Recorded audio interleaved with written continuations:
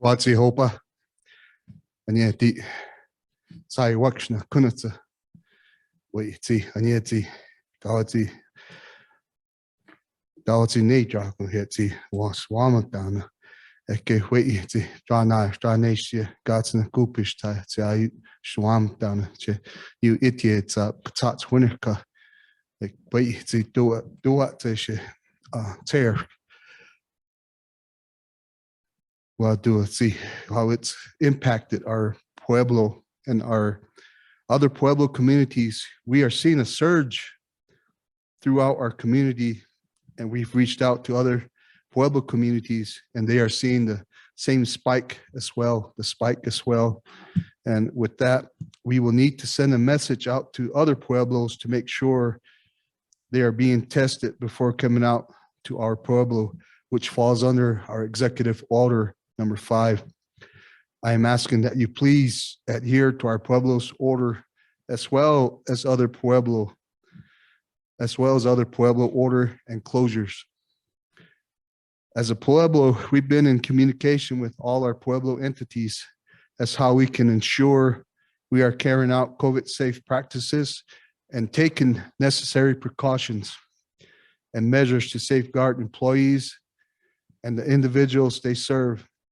There may be change in the hours of services currently provided, like the marketplace, the travel centers, the diner, due to employee testing positive or in quarantine. We will continue to update the community as these changes take place, and I ask that you please be respectful of what changes may occur. Families in quarantine, we have seen families that have been placed in quarantine blaming one another for the situation. They are, as a reminder to families, the virus doesn't discriminate against anybody. And that we need to lean on each other during this time with so many generations, multi-generational families within our household. That's what makes it dangerous to have COVID here in our Pueblo. Schools currently impacted, the LDOE, the Grant Cebolla County schools, and the Santa Fe Indian schools are all going virtual. It was a hard decision to make. We understand that efforts taken to provide virtual quality education. We also understand that it affects parents, guardians, as well as the employment of the families. We need to continue to be responsible for your families. With everyone's help, we hope to be out of this surge soon. But thank you, Dawai. Just continue to work together. Amen. Thank you, Governor. So up next, we have First Lieutenant Governor Ken Tiller, who is going to provide, again, his updates to the community and some more information.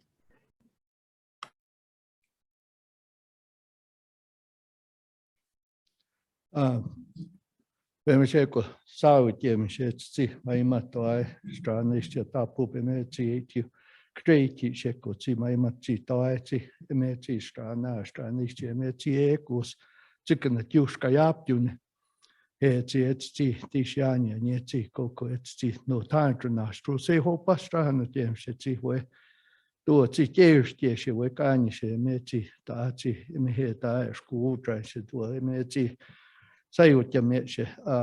Good morning to everybody, and thank all of you for being on the Zoom or on Facebook. Just comments about the governor making his statements. You know, it's very important that we all listen to him and make these adjustments that we have to within the Pueblo to get a hold of this virus. Is what it is. It's the illness.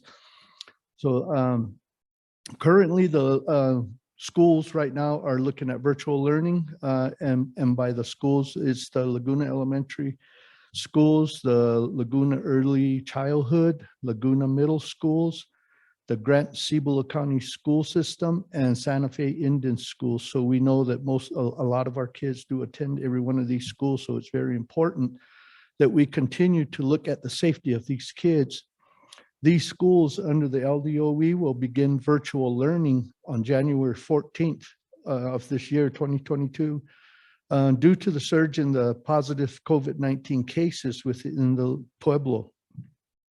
All LDOE schools will remain on winter break and will start, and all students will move to a virtual until further notice. Class schedules will begin communicated to parents, guardians by their respective schools by January 13th. Meals will be provided to existing delivery sites beginning on January 14th. And here are the phone numbers if you need to contact them to get information from them. The Department of Early Childhood is New Mexico area code 505-552-6544. Laguna Elementary School is 552-9200. Laguna Middle School, 552-321-8283. And if you cannot get a hold of the school by that, your contact person is Katrina Riley, and her number is 505-321-8283. So with that, we'll inquire and allow you to contact those individuals or those schools for any information that you may have missed on the postings that will be going out. And I think I need to provide you with some information.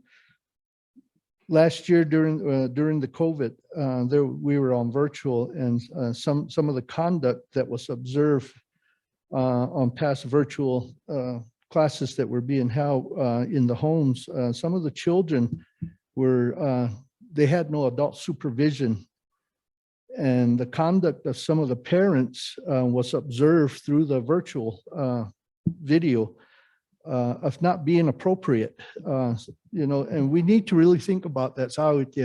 What are we doing to our kids when we in fact are the ones that are acting irresponsible and leaving our kids without supervision? They need it when they're in school. They need that help. That's what the teachers are there for. But with this virtual process, it's very difficult for them to express themselves. So they need us there as the parents or the guardians. And the next thing I want to talk about is gatherings. We're currently in this situation because of the Christmas holiday.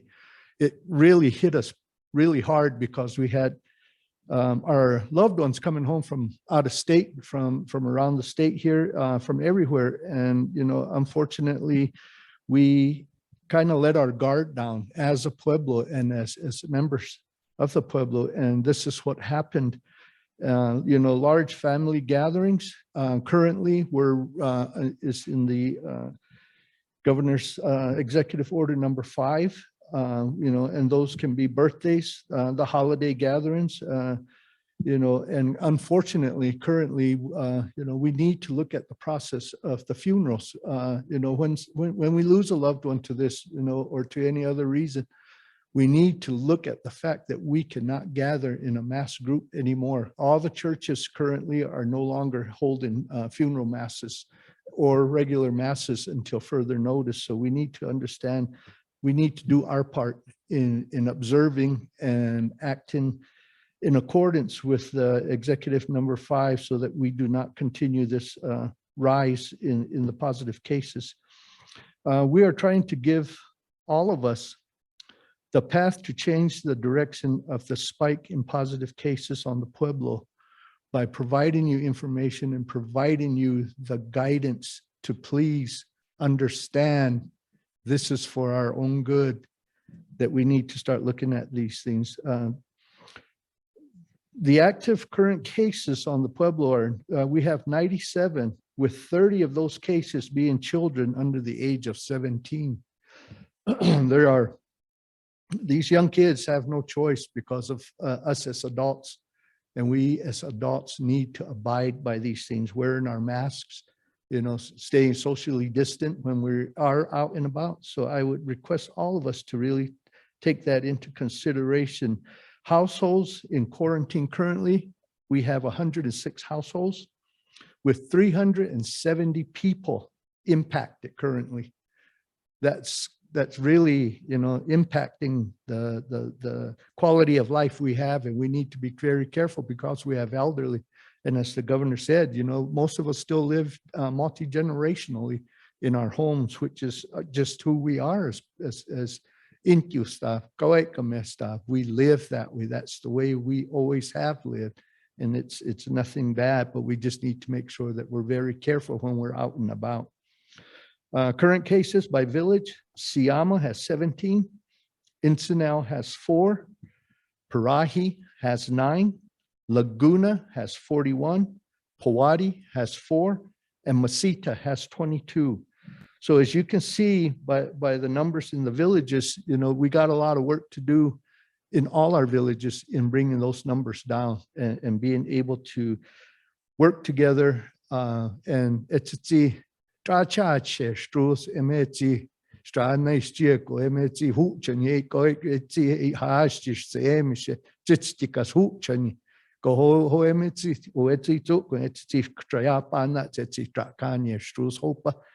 We need to be very careful, and those officials that we put into office are there for this reason, to remind us. And I think we all need to start listening with respect to what they're asking. And the reality of this is if we choose not to do our part in following the executive order number 5, then we may need to look at more drastic measures. As you recall, at the very onset of this, when we knew very little of this virus, we did shutdowns of the village, and that affected all of us. It was hard. It was hard to live through.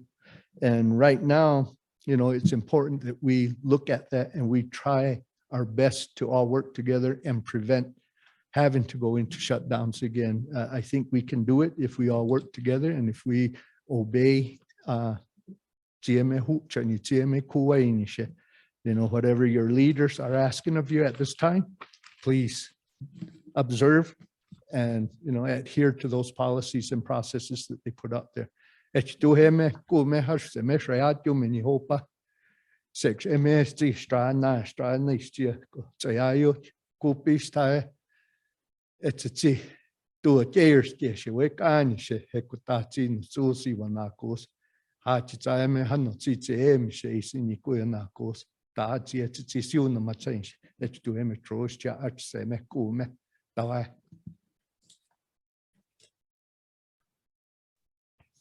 Thank you, Lieutenant Governor. Up next, we're going to go ahead and have our medical director, Dr. White, up next to provide the community with more information on what the medical community is really seeing right now. Dr. White has been instrumental in helping the Pueblo of Laguna and the Emergency Operations Center in really a lot of the practices when it comes to contact tracing, when it comes to medical instruction and direction. And he has, again, been very vital for the Pueblo of Laguna. So Dr. Chelsea White. Thank you very much, Shauna. Thank you for that very kind introduction. And thank you, Governor, and thank you, First Lieutenant, for your comments just now. And thank you, everyone, for coming today. I see it looks like 185 participants. That's great. I really am happy to see this number of people who are so interested in helping themselves and the entire community. I'm going to present a little bit about the science, the latest science. I will try not to make it too technical or too boring, and I just want to give the latest information that we have. So I'm going to switch over for a moment to a PowerPoint here.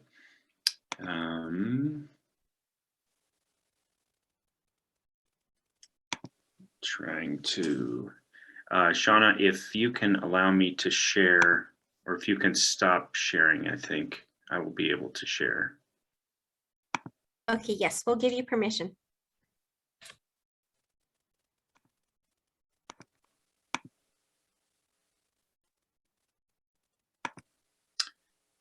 It's still not letting me share. Hold on. Here we go. All right.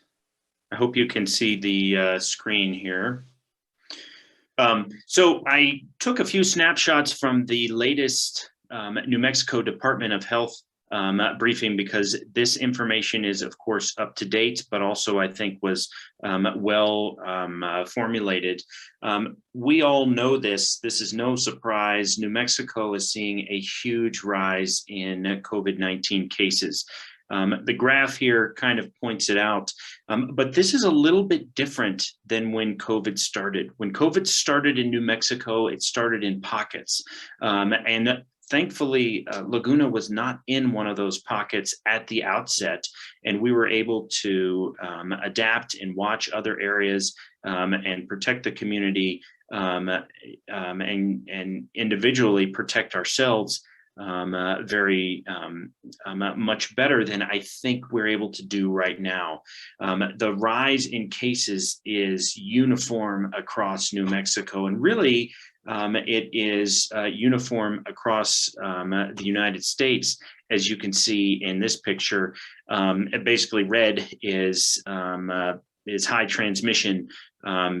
And just about everywhere is red right now. So what we're seeing in Laguna with the rise in cases is what we're seeing in New Mexico. It's what we're seeing in pueblos nearby. It's what we're seeing across the country. And so that's making it a little bit difficult when it comes to resources.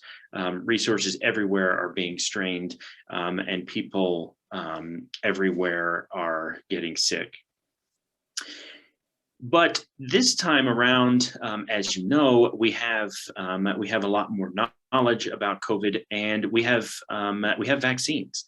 And so what this is showing right here across the state, from basically in the last month, from December 6th to January 3rd, you can see that the percentage of there are a small percentage of cases, positive cases of people that are fully vaccinated. So that's what blue is. Blue is fully vaccinated, and orange is unvaccinated. So the left column of cases shows that about 33% of cases, positive COVID cases right now, are in people that are vaccinated. The middle column is hospitalizations. So only about 16.5% of the hospitalizations are people that are fully vaccinated. So what that's saying is, if you're vaccinated, you're less likely to be sick enough to have to be hospitalized. You still may feel lousy, but it's something that you're going to survive. The column on the right is deaths.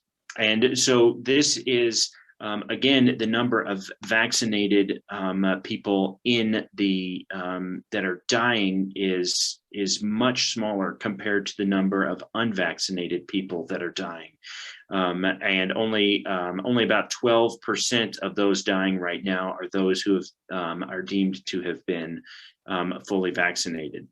So that's good news, in that the vaccine in New Mexico is very effective at preventing the stuff we care about, and that's hospitalizations and deaths. But the kind of caution out of that is that it's not 100%. So we still have to be careful. Even if we are fully vaccinated, we have to make sure that we are protecting ourselves. Now, I'm going to turn off the presentation here. I'm going to still continue to read from it, because this is the slides here are more for my notes, and I don't want to put anybody to sleep with all of the additional data here. But I did look at I did look at multiple studies this morning just to get the latest information that we have. The first one is a recent study of people that were vaccinated between December 2020 and October 2021. And that showed that the risks of severe COVID-19 outcomes or death were extremely rare. Vaccines are working across the country.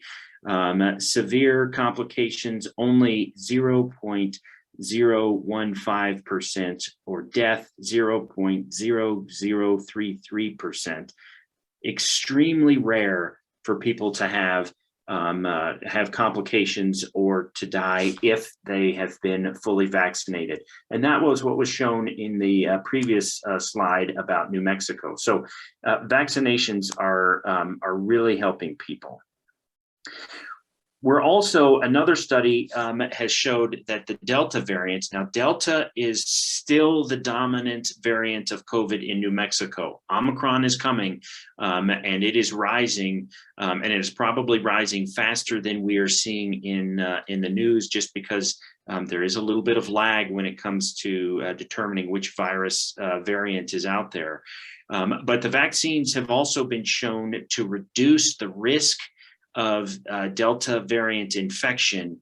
And for those who do get infected, it shows that the people are they're clearing the virus much more quickly. So if you are vaccinated, you're less likely to catch Delta. And if you still catch Delta while being vaccinated, you're going to get rid of it much faster. However, that same study showed that you are still contagious if you're vaccinated and have Delta. So we need to be careful. You still have a viral load or a percentage of virus in you that's high enough to pass it on. So again, you're protected much better with the vaccine than if not, but it's still not 100%, and you're still not you're still able to transmit. Now, we worry a lot about children, especially since children have only more recently been able to be vaccinated. And at first, that was the 12 to 17, and now the 5 to 17, even more recently. But children initially with COVID were not getting very sick. With the initial variants were sometimes asymptomatic. However, Delta, which again is still the most prevalent right now in New Mexico, kids have been getting sicker with Delta. So the pediatric hospitalization rate, which again is what we care about, has increased with the Delta strain. And so what this means is that it's more important than ever to make sure that we are protecting our kids with the vaccines and protecting them with the masking and social distancing. And that means us as adults, as well as trying to get kids to wear masks. I know it's tough to get kids to wear masks. I have a 6-year-old and a 2-year-old, and I think they're pretty good, actually, at masking. But, you know, COVID isn't...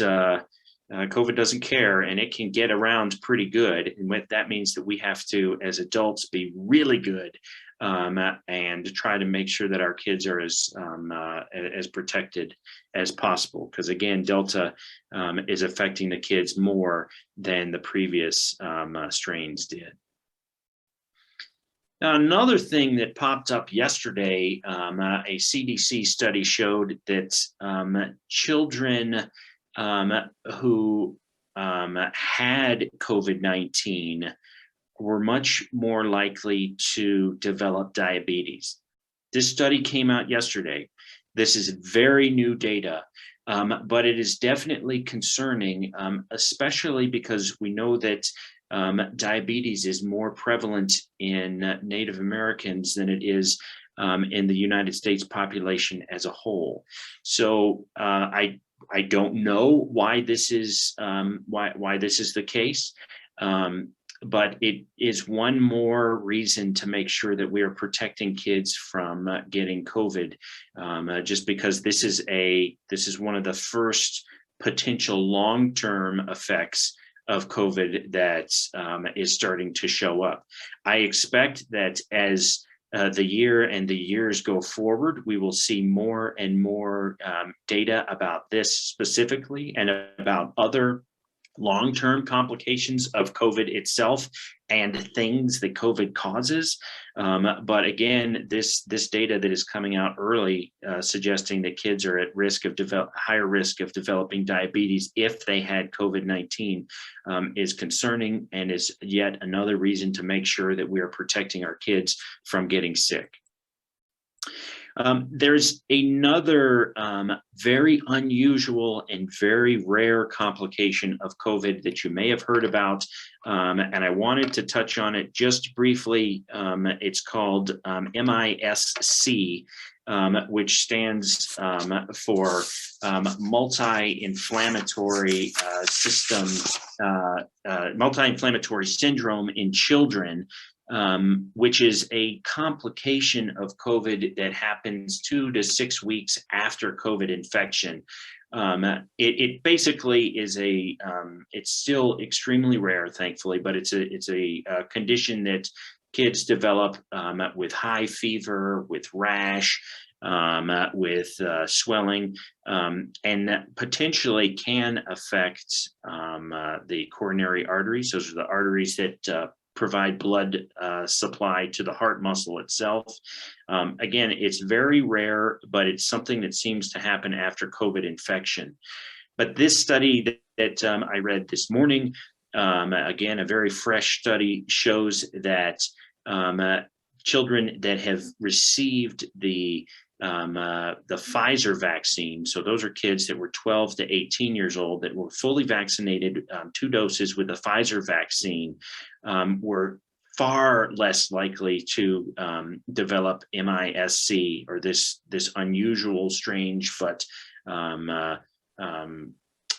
very debilitating illness, than children who are unvaccinated. So again, the data is showing that the vaccines are helping not just with the COVID itself, but with some of the long-term, or in this case, shorter-term complications of COVID.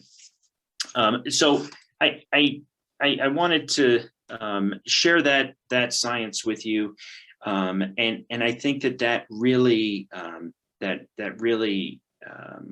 supports and emphasizes what Governor and Lieutenant Governor just said about the need to protect each other and to protect everyone else and ourselves.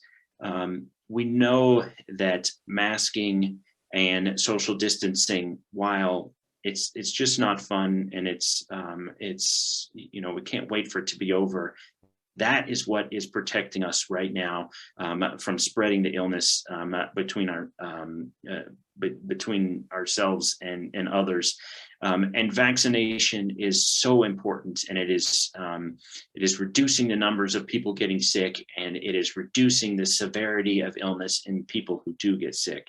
So please wear your mask. Try to be as socially distanced as possible. Try to avoid the large gatherings. If you haven't been vaccinated, if you haven't gotten your booster, please do so. And please try to convince others who haven't to do so. And please make sure that if your children are old enough to be vaccinated, that you get them vaccinated as well. I mean, again, this is not just for you personally. It's for your family and your friends and your community. I know that a lot of that was very scientific,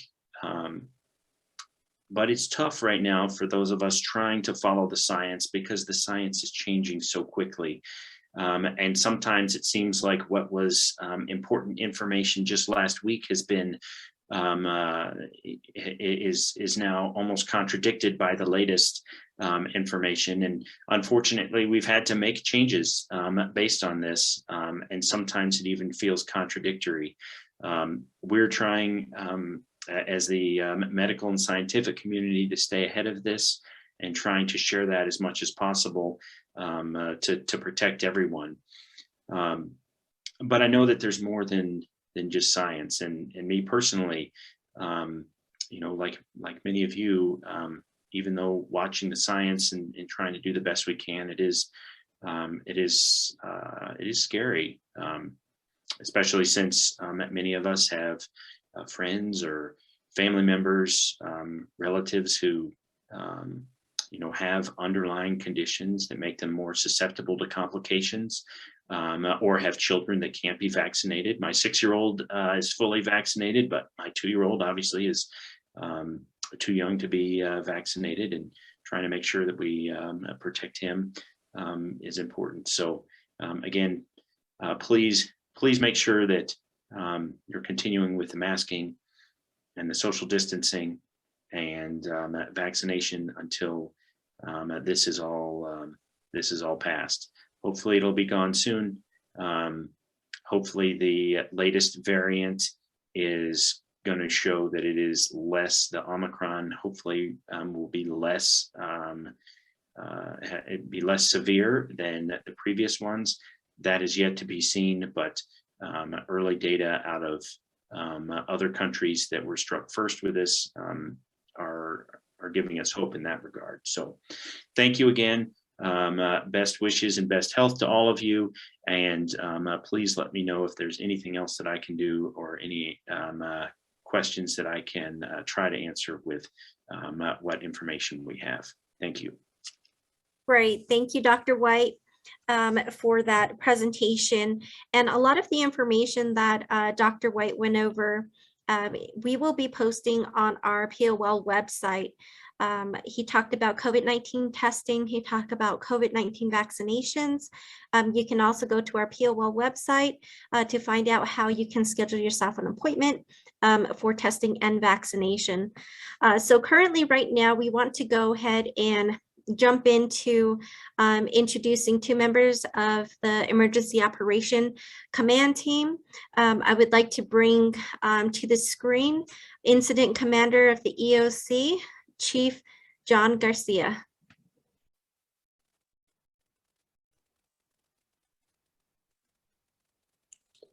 Thank you, Shauna. Thank you, Doc White. Thank you, Governor, Lieutenant Governor. And I really want to thank everybody that's on the Zoom and Facebook right now.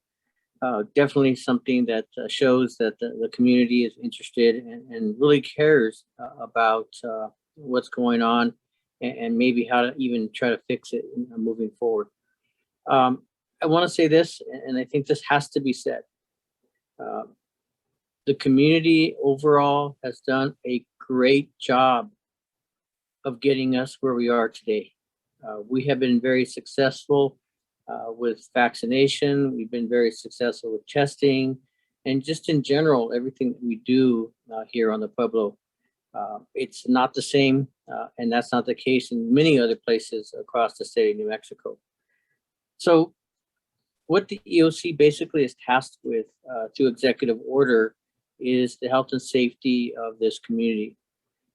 And our goal is to do everything we can to ensure that.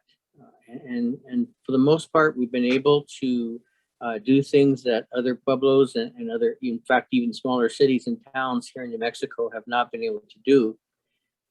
So it's really helped us to kind of keep things at bay, keep our cases low. But unfortunately, because of, and a lot of it has to do with gatherings of families, you know, and just, I think, a little bit of we all call COVID fatigue, that we're all tired. We're just at that point where, you know, we want to do something and get out and not be, you know, in the bunker. But unfortunately, this virus is still here, and we still need to be diligent about how we move forward and taking care of one another. So we get a lot of questions about things that we do within the EOC. And I think the biggest one we get questions on are consistency. So I can tell you right now, this virus, and of course these variants that we're dealing with today, there is no consistency. everything that we do, we've had to learn, relearn, and adapt to almost on a regular basis because it continues to change on us, which really makes it difficult for us to move forward and try to figure out a way or a pattern to make things work. So it just doesn't work that way, you know. And so this virus picks and chooses, and we've had households where 8 people test positive and 1 doesn't, and we've had households completely the opposite, where that's not, you know, where everybody tests negative except for 1. So it's really been really a challenge of trying to figure out how and when we have to act to get people out of homes and do certain things to keep them safe. Now, contact tracing is another issue that we hear about with that consistency is, you know, how do we do our job to locate and identify people that have been in contact with somebody that's been tested positive? I'm going to let Tammy talk a little bit more about that because that's an area that is more what she does on a regular basis. And again, contact tracing is very inconsistent, but it's consistent. It just depends on the situation of the family. Now, isolation and quarantine time, that again is all done differently. We could have a group of people that attend a meeting, and out of 10 or 15 people that are in that room, they may all have different types of contact, and they all may have had contact at different times. So it makes it look like this person's getting less time for quarantine, this person's not, and this person may be in quarantine longer. It all depends on the situation of how long and when their last contact was. So just with all of these different things, all these variables that come with the virus itself and how we do business here on the Pueblo to keep everybody safe, it gives the appearance, that sometimes we're not consistent. We do our very best to be as consistent, as fair, as equitable as we can. It just sometimes things don't always work out perfect. I'm not going to tell anybody in this meeting that we haven't made mistakes. With the amount of people that we've dealt with for the past 2 years, we have made mistakes, and we try to learn with those mistakes as we move forward. So, you know, it's again, there's no rule book, there's no playbook. It's something that we've had to kind of write and rewrite. So it's made it pretty difficult, but ultimately we've been able to do a very good job here on the Pueblo.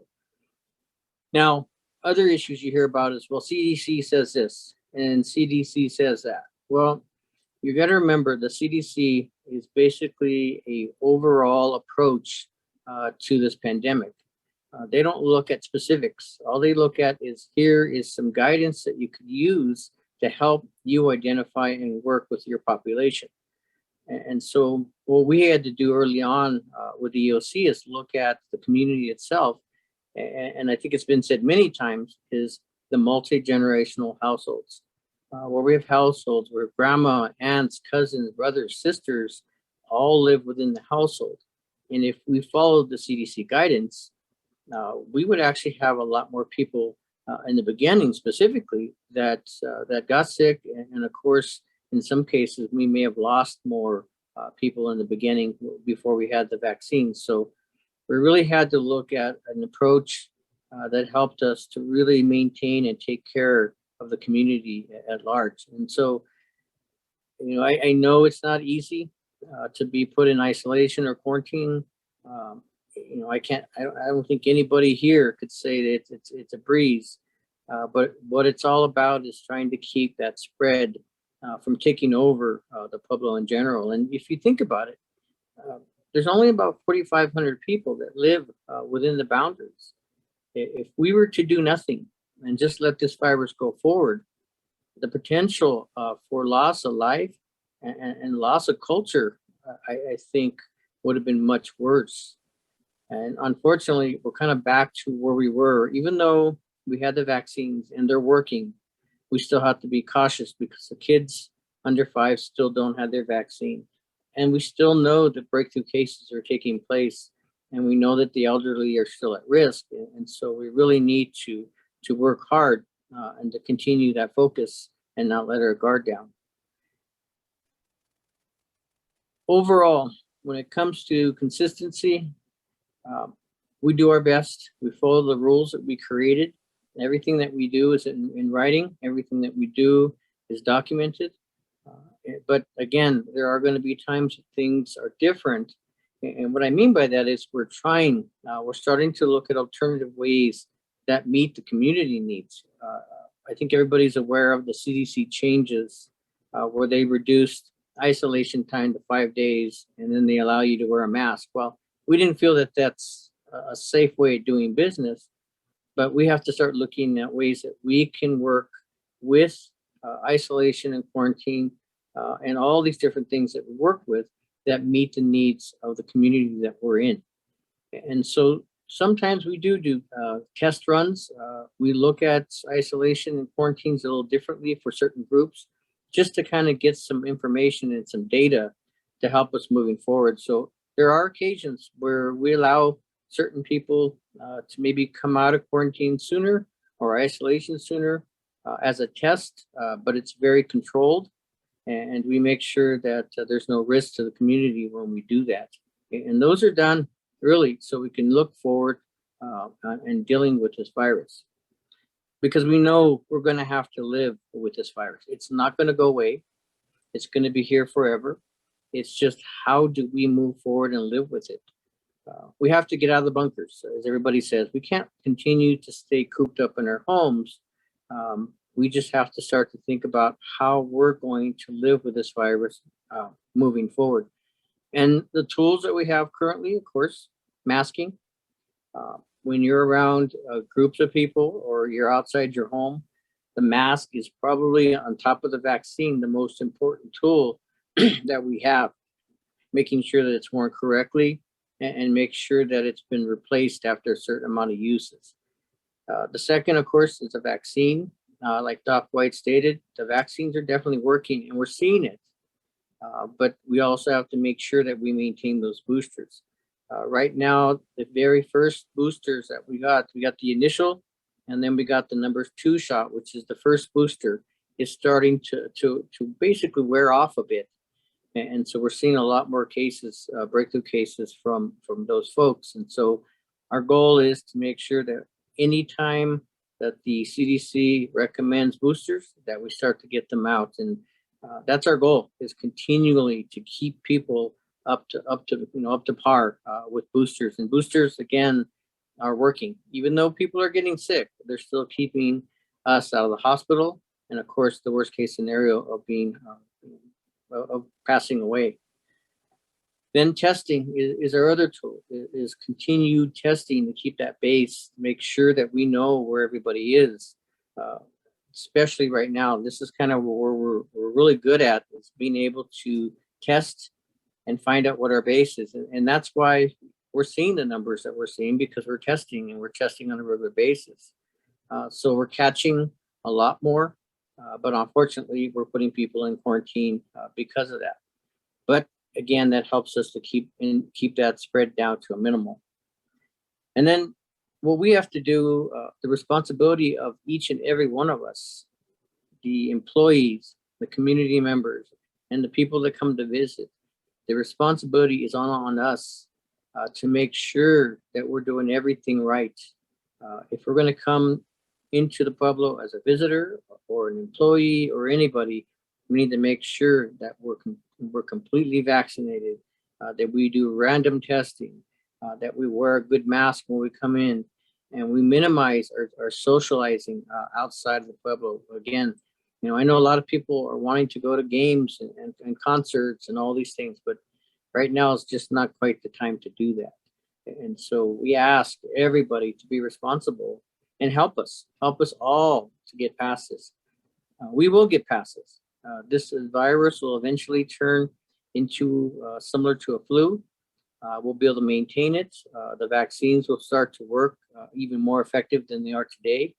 But ultimately, we're not there yet. And so we really ask the community every single day to please help us to move forward so we don't have any more deaths. We have seen recent deaths, and unfortunately, those have been unvaccinated people. that just chose to not be vaccinated for some certain reasons. But at the end, that really is the way to protect one another. Now, resources are taxed across the state of New Mexico. They're completely, in some cases, some states can't even keep up, and we're no different than the state or other organizations. When things are good, testing and vaccination goes well. But when we start to see spikes, we start to see a lot of people coming in for vaccination and a lot of people come in for testing, which has really taxed our system just recently. Just this week alone, we tested at least 1,200 people, and that's our normal is about 200 to 300 per week. But we did 1,200 people in 1 week. So what we're having to look at is working with the state of New Mexico to acquire some at-home testing with some rules that go with it. So people will make sure that they report if they do test positive. We're also looking at trying to create mini testing sites to allow for our entities to do their own testing. And of course, working with the village officials, try to reach out to the villages to do testing as well. Those are things that I think will work better moving forward. But right now, because of the spike, it's going to continue to overwhelm us a bit. But we will continue to test and continue to test on a regular basis. That's the only way we're going to make sure that we keep that base and really have an understanding of where we are. So all these things coming together is what's going to help us. Again, the community has done an awesome job. They've really done things that other places haven't done. But we just need to continue to be strong and to work together so we can continue to fight this virus and eventually beat it to the point that it's no longer an issue for us. We continue to work with the state and with the Department of Health, of course, with the CDC and other organizations to get us the equipment, the training, and everything that we need to do our job. But as I said, resources are thin. So the fortunate part that we have is that we have resources internally, but again, they are a bit tasked. Trying to get additional help from other organizations right now are limited and at their time schedules. And so that's why we try our best to keep things at our leisure and not somebody else's. So we're going to continue working, trying to get additional help. But for the meantime, I can tell you it's going to be tough for all of us. This is probably going to be a tough month. We know that the Omicron is still not here 100%. And if it continues to do what it did in other states, we're going to see additional spikes. And so this month is going to be vital to all of us to make sure that we keep the spread down and keep the kids and the elders and this community safe. So that's just kind of where we are. But, again, the responsibility is ours. Each and every one of us has to be strong. We have to be diligent. We have to be caring. We have to be all of the above in order for us to get past this. And I think everybody that spoke prior to me said the same thing. We just need to really work to protect each other and do the things that are in the executive order. And of course, just working together as a family. But that's all I have, Shauna. Great. Thank you, Chief, for that very informative speech. Again, a lot of the information that Chief Garcia had mentioned, you can find on our POL website. And we did have some questions come in, but I am keeping track of those questions. So thank you all for throwing them in the chat box. Facebook, if you are listening, if you have a question, please feel free to put it in the comments. If we can't get to your question, we will answer your questions at a later date, and a link will be provided for that. Up next, we have another one of our EOC members. She is the lead contact tracer for the EOC, and this is going to be Lieutenant Tammy Herrera. Good afternoon, Shauna, and good afternoon, everybody else. Thank you for being here. So a few things that I want to touch on are some of the technical aspects of what it involves to be quarantined, and some of the things that we have available for people as they are quarantined. So when people are in quarantine, of course, we're asking them not to leave their house. So that kind of puts a damper on their ability to go shopping for their own food and all their own products that they're used to getting. We do have a really good team put together that will that does assist in taking food to families, making sure that they have supplies that they need, cleaning supplies, toilet paper, diapers, anywhere from babies all the way to elderly. We have a really good team that's very, very helpful and has been very busy lately with all of the families in quarantine that we have right now. So the other thing that's also available, and I know this does happen a lot, is family members bringing food to those quarantine households. There's often a lot of families that will want to bring food to people in quarantine, and that's totally acceptable as well. The one thing that we want to make sure that doesn't happen is if when you do take food to somebody in quarantine, that you leave the food somewhere where the dogs won't get to it, but also that you don't have contact with the family members or the person that are in quarantine.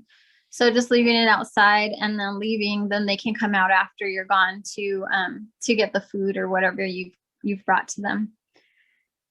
Then we have just all of us, I think we're all just going to keep harping on this, is the CSPs, COVID safe practices.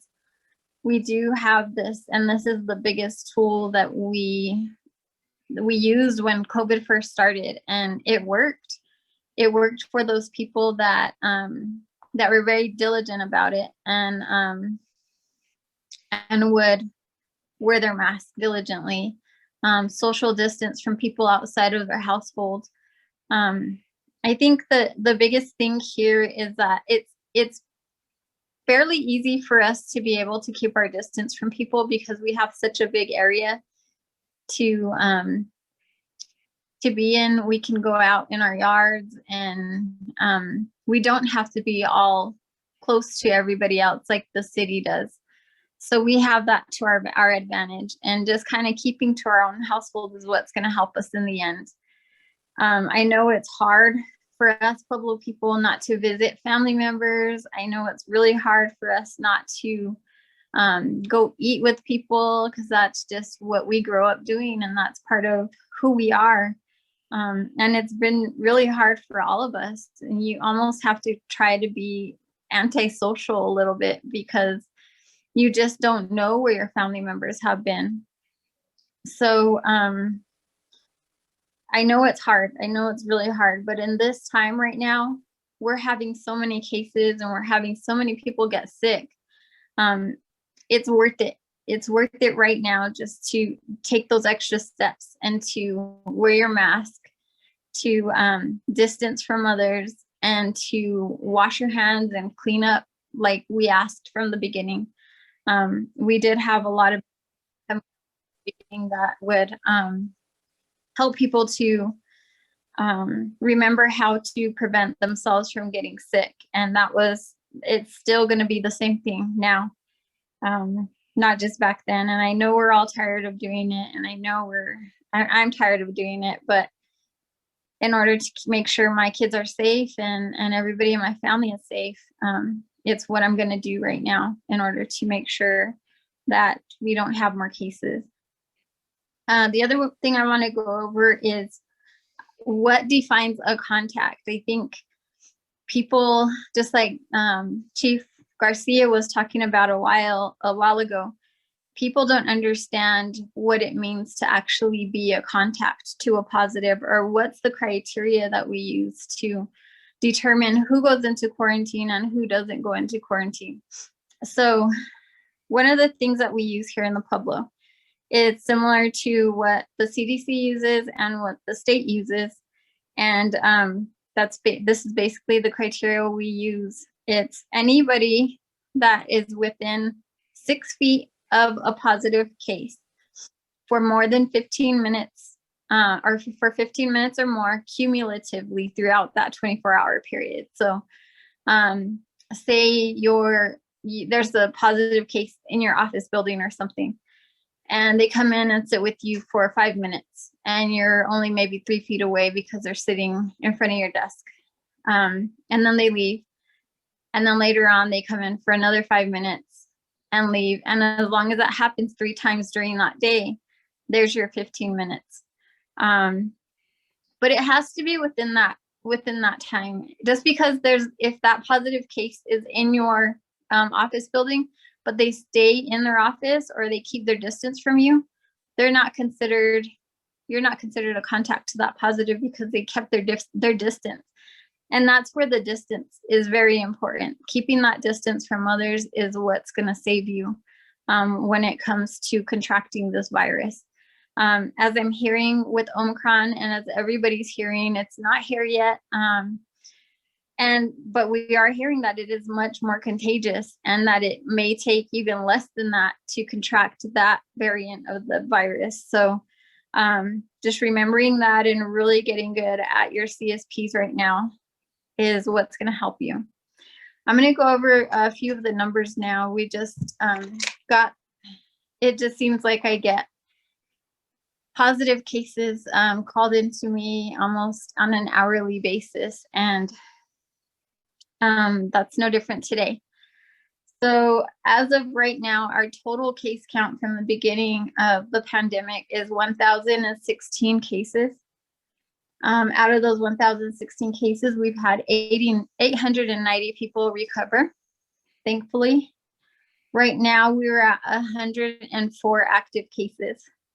We have 2 people hospitalized, and we do have 22 members that have died from this virus. And then just to break down the deaths a little bit, I think this is a little bit important for everybody to know. In 2020, before we had the vaccine, here in the Pueblo, we had 18 deaths. And just to kind of illustrate how important the vaccine is, in 2021, once we did have the vaccine and were able to use it, we only had 3 deaths, and all 3 of those individuals were unvaccinated. So far in 2022, we have unfortunately had another death, and that individual was also unvaccinated. So it kind of really points to how effective this vaccine has been for us. And I'm glad, because every one of those deaths, we all in the EOC have taken personally, and it's not anything good to have somebody die from anything, but especially this virus when it's preventable. The village breakdown, just so you guys know, out of those 104 cases that we have now, Siama has 20 active cases. Ensenal has 4 active cases. Parahi has 9. Laguna has 41. Puwadi now has 7, and Masita now has 23. Out of all of the active cases and people we've had to quarantine, currently quarantine houses, we have 105. And people that involves in all of those households is 372. So when we have to start putting people in quarantine and we have these active cases that we have to be attentive to and take care of, as I talked about, bringing them food and supplies and all the stuff that they need, it gets really taxing on our system, having to support 372 people. And then just another thing that I want to really stress to everybody is that, yeah, these are numbers. We're looking at these numbers right now. Each one of these numbers is a person. They're all people that we have to support. They all have their own beliefs. They have all their own backgrounds. They have their own personalities and needs that we need to support. And it gets tough sometimes, helping them through what they're going through and the sicknesses and things that they don't know what's going to happen from one minute to the next.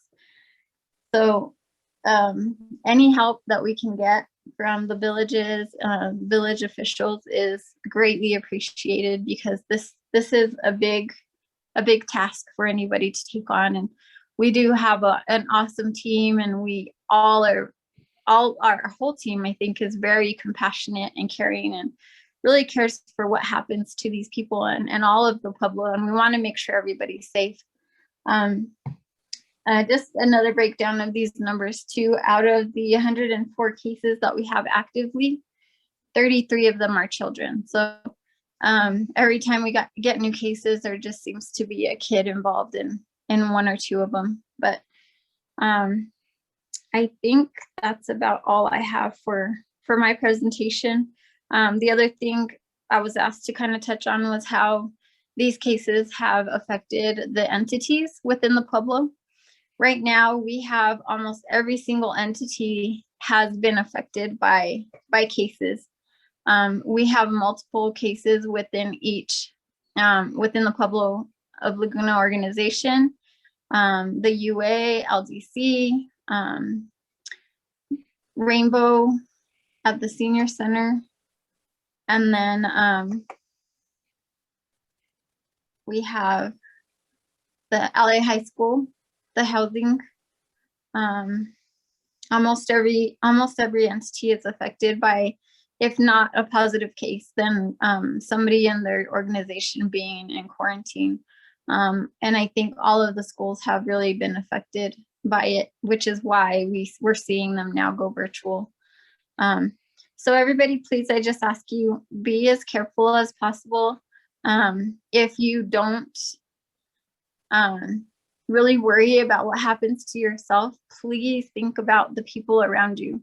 Think about how the kids need to be protected, and think about how our elders need to be protected. It's not, we're all part of this community. We're all supposed to be related, and we need to still take everybody else into consideration too. That's all I have, Shauna. Thank you. Perfect. Thank you, Tammy, for your information. Again, if you ever have any questions, especially when it comes to contact tracing, like Lieutenant Herrera had mentioned, is that it usually is on a case-by-case basis. And a lot of the guidance that is provided to different households or individuals, again, there's a lot of investigation that has to go behind each case. So if you have any questions, you can always contact the EOC, or you can also email the covidinfo@pol-nsn.gov email address if there is any concerns that you have. So up next, what we're going to go ahead and do, we have questions that have come in prior to our little event here. We have also been monitoring questions that have been coming into the chat box and onto our Facebook Live. So the first question is going to be posed to Governor, Martin Kowemy. And again, this is a question about how is the leadership and EOC working with entities during the duration of the pandemic? Okay, thank you for that question. I think that is certainly some that we continue to work with, and in the past couple of years, we have continued to work with the entities through weekly meetings. And we continue to arrive at how we develop the executive order with the entities in mind and with the villages in mind, everybody intact, that we develop this, because if, we just don't write it out and say this is what you do, but we are in constant contact with our entities, and sometimes on daily basis, that we continue to, work through this. And they do have their solutions in many ways on how they should continue to work through this. And I think that's something that we continue to work. But the one key point in this is just communicating with them, and that's how we arrived to a lot of these decisions. It's not just decisions put out from the blue. It is, we communicate together to help our community. But so we look forward to continuing. Like, I do want to continue meeting again in this process that we are doing today, and it would be a weekly basis for our community. I think that's one of the parts that's we need to make sure that we will continue with until we start getting to a better place. But thank you for that question.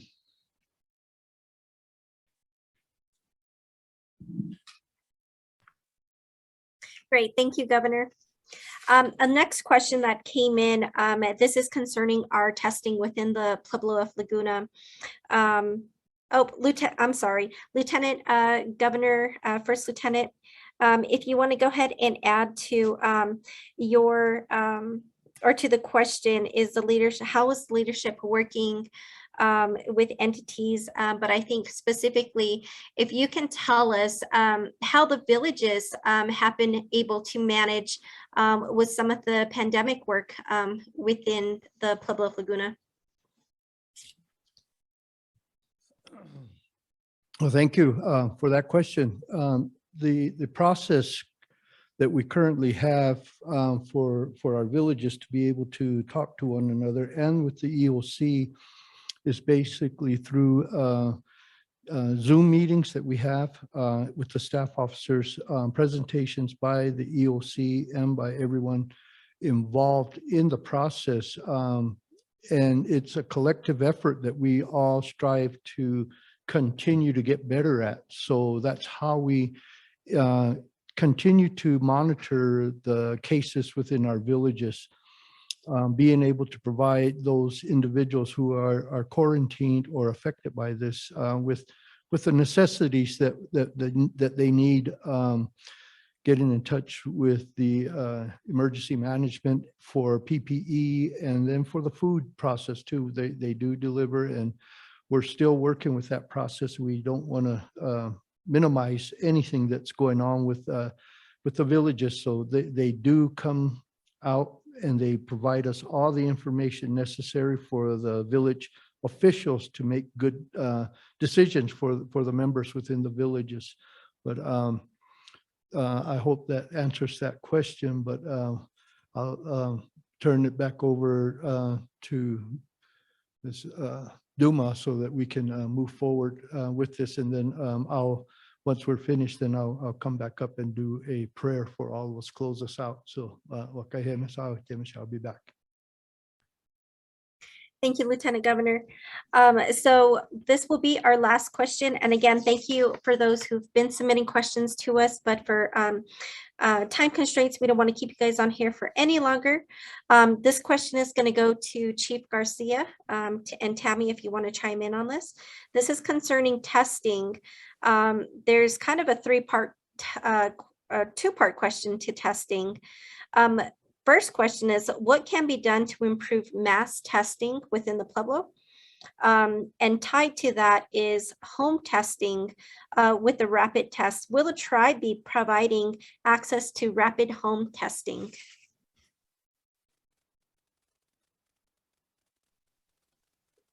Thank you, Sean. Thank you for that question. So what we're trying to do now is change our strategies on how we do testing within the Pueblo. For quite a while, we were testing about 200 to 300 people a week.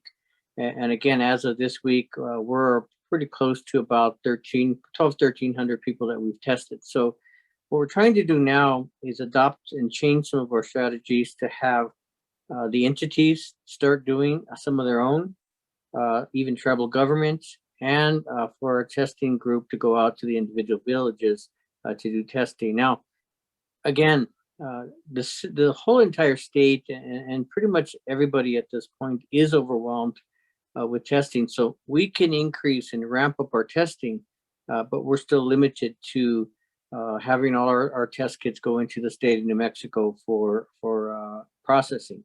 Now, the system we have in place now is working much better with the barcoding and people registering. So it is increasing I should say it's decreasing the time or amount of time it takes to get our test results back. But with that being said, we also are working with the state to start looking at those home test kits. Now, to go back a little bit, let's talk about what the testing, what the capability and what type of testing is out there. One, we have the PCR, which I think most everybody's very used to, not comfortable with, but used to. And that's, of course, the one that we're doing now. That is the flagship for testing. The accuracy is above 90%. So it makes it something that we feel more comfortable with, because we don't, for one, want somebody to test positive if they're not. And then, of course, we have to put them in quarantine, isolation, and all those other things. But at the same time, we don't want to test somebody and turns out they're positive and we say they're negative. So the PCR is always going to be the test kit that we recommend for all. Now, the at-home that the federal government is pushing down to the states is a good test if you're symptomatic. If you're starting to have symptoms and you've had them for a little bit, those typically work fairly well to let you know that, which you probably already know, if you're sick, that you probably have something. And in this case, the test result will tell you that if it's COVID or not. The problem with those is that they're not required to report those to anybody. So we have to create a process when we start to get those in, working with the community to make sure if they do test positive that they let us know so we can help them moving forward. And of course, that's isolation, quarantine, making sure they get their food, getting all their medications, wood, propane, all the different things that go with that. But also that we can monitor to make sure that they're not getting sick and may need additional some medical attention. So we're looking at all the different ways to increase our testing capacity, but you have to remember, again, we could increase, but if the state can't manage it or the laboratories can't manage it, it's going to slow down our results. So we're kind of caught with this wave right now. Everybody's faced with it, and the state's already telling us now that we're going to have delays in reporting just because of the mass amounts of testing that's going on. We will look at other mechanisms like the antigen test and some of the other rapid testing, but again, it's primarily to rule somebody positive. If they're sick and they've been sick a couple of days, again, those work pretty well. It's just those ones that are just being randomly tested or going through surveillance testing that may not be successful. So we're looking at all those right now, and we're hoping that we can find better testing mechanisms in the future. But that's kind of where we are today. But we will continue to look and continue to test as on a regular basis as we do today. I don't know, Tammy, did you want to add to that?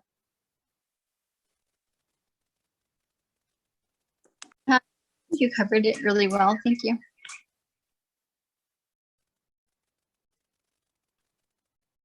All right, thank you, Chief Garcia, for providing that answer. Again, look for upcoming announcements on COVID-19 testing and our different strategies coming soon.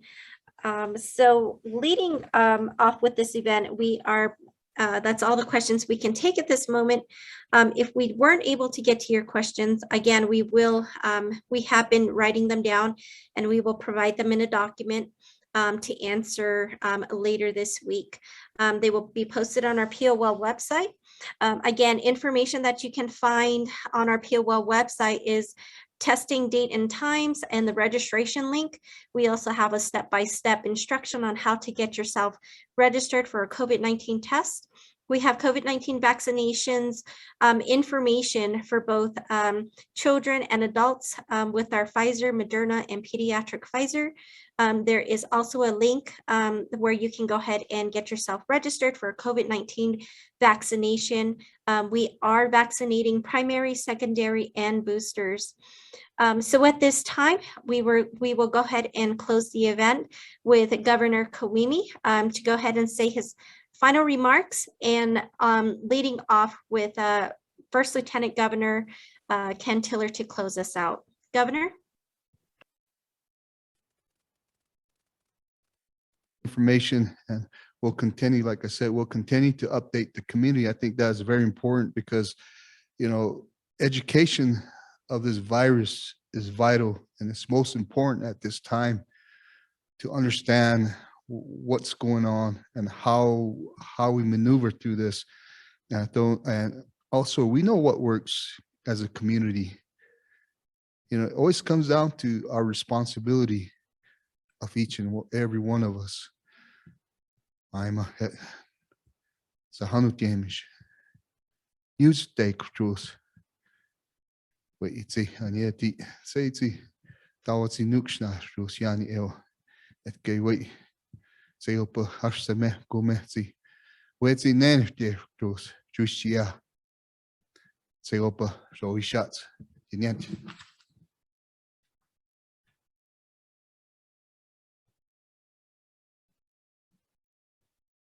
Wemiseko saavutiem se maima muutsi.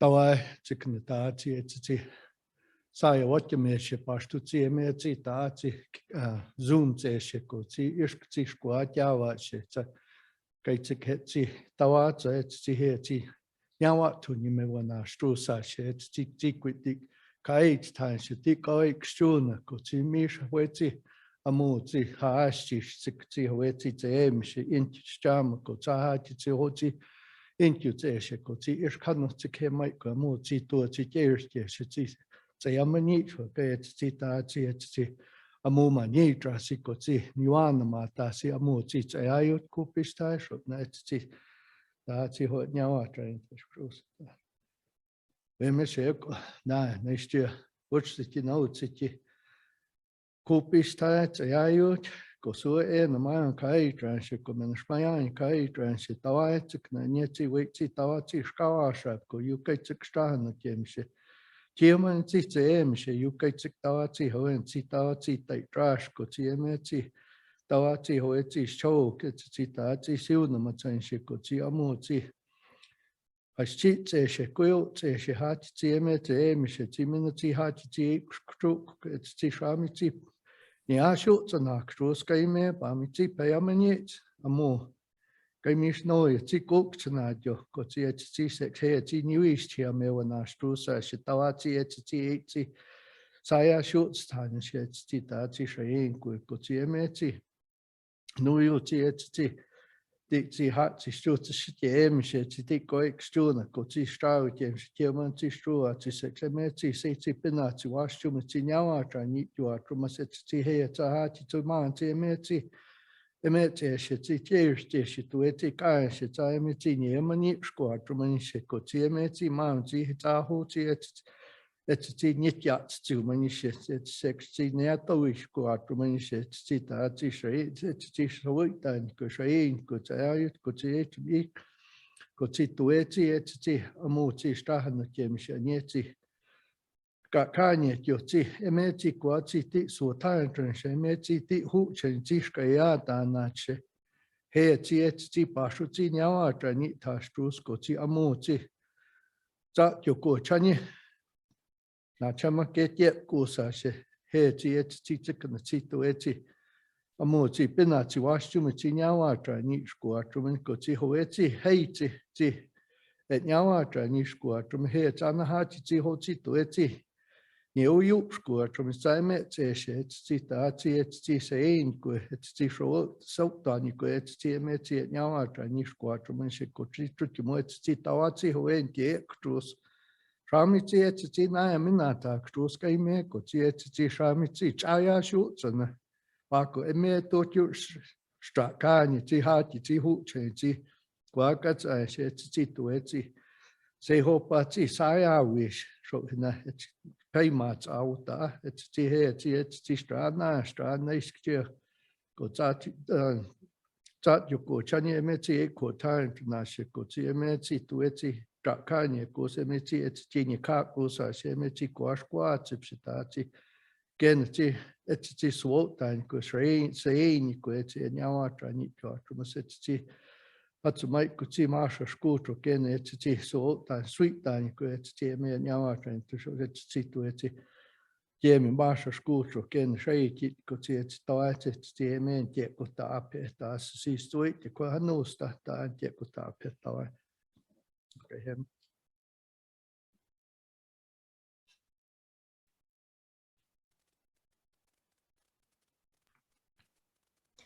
Thank you, everybody, for joining us again for our live virtual event. Again, a recording of this will be available on the POL COVID-19 page and YouTube channel for future viewing. In addition, there will be other events, live virtual events that will be announced at a later date. Everyone stay safe and have a great day. Now you want to turn it off?